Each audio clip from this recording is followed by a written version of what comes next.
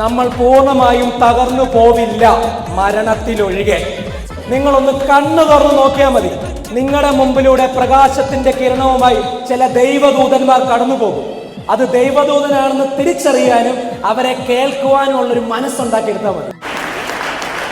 മക്കളെ മറ്റു കുട്ടികളുമായിട്ട് കമ്പയർ ചെയ്യാതെ അവന് ഗ്രോത്ത് ഉണ്ടോ, കഴിഞ്ഞ തവണത്തെക്കാൾ ഒരു പിടി കോൺഫിഡൻസ് ഉണ്ടോ, കഴിഞ്ഞ തവണത്തെക്കാൾ നന്നായിട്ട് പെർഫോം ചെയ്തോ, അവൻ ആ സ്റ്റേജിൽ കയറുള്ള ചങ്കൂറ്റം കാണിച്ചോ, ആ ചങ്കൂറ്റത്തിന് വേണം, ആ പെർഫോമൻസിന്, ആ ഗ്രോത്തിന് വേണം കൈയ്യടി കൊടുക്കാൻ.